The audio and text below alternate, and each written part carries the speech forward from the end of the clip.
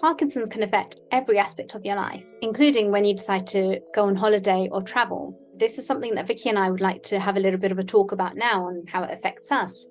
So, Vicky, could you tell me a little bit about you, and do you still go on holidays and traveling with your Parkinson's? Yes, I think there's probably two things. Well, there's probably more than two things, but there's two elements for me when traveling or going on holiday. So holiday is slightly different, isn't it? In the UK, sort of a holiday for me would be going away with a family. I find that incredibly important, but it's only when you get there and you properly unwind and relax.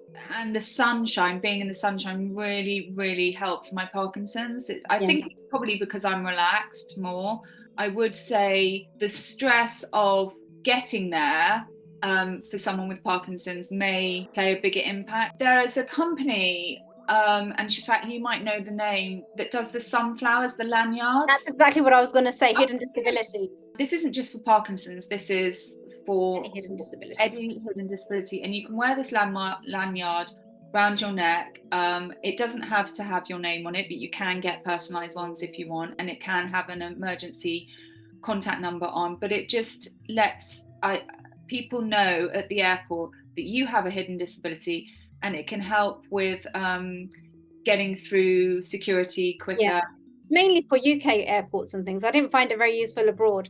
But what I did find is last year I didn't order it online, and we were going to Florida, and I was really worried. But when I went to Manchester Airport, they actually just directed me to a kiosk, and they gave me one there and then. So if you are going traveling imminently, and you haven't got one, it might be worthwhile asking at the airport. Like you said, it's immensely useful because once you've got that on, everyone at the airport knows, and they let you through security. And yes, the queues are still long in the summer and peak holiday times. It's just a little bit less for stress, something off your shoulders, and everyone knows stress can make your Parkinson's worse.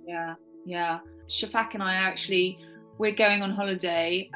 We're going on holiday together. Going to the World Parkinson's Congress in Barcelona. How is that for you? Is it, because I often find once you're there, it's fine. It's the build up beforehand. Well, that's the thing, isn't it? With Parkinson's, anxiety gets built up more as well, doesn't it? So I'm traveling solo. I have got a friend going on the same flight as me, but I don't have my husband with me, and he's my safety blanket, so to speak. So I am a little bit anxious about it. I've tried to organize things to make it as easy as possible, considering I'm going on my own. And having the lanyard ready, making sure I'm packed in advance and have everything. I say that, but I'm leaving on Tuesday morning, and I haven't even begun any packing yet. But yeah. But one thing, Shafaq,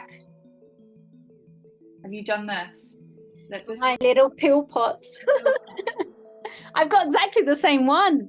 There's my little pills already, rather than what I normally have is loads of packets of pills. But one thing I would say, although it's very handy to keep them in their little pill pots, what I would say is make sure you keep a copy of your prescription with you. That's just in case they ask. Yeah, I think it's more strict in some countries than other countries. Like if you're going to the States, it's very strict.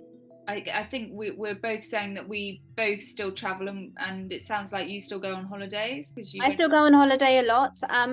But I have to say, I don't know about you, but I have changed a bit since my diagnosis with holidays. Have you at all? I'm not sure. I think, the anxiety's there. I know that I'll love it when I get there, so I have to fight through any anxiety or fear I might have.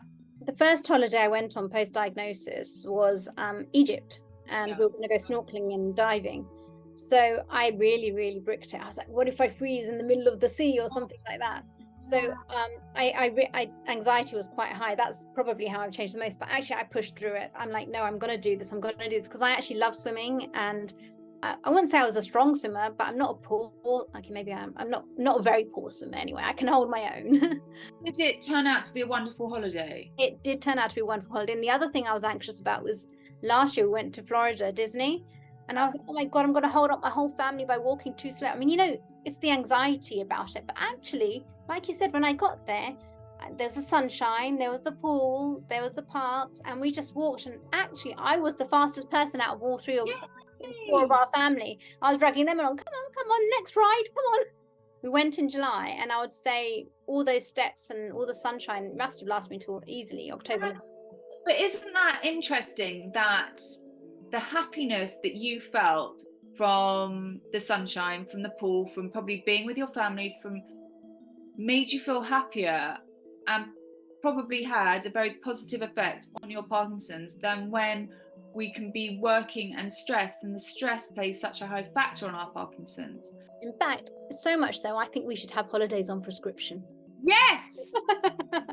So, to sum up, enjoy your holidays, keep going on them, and do not limit yourself unnecessarily. And if you'd like to learn anything else about Parkinson's, then be sure to subscribe to the LivedHealth channel.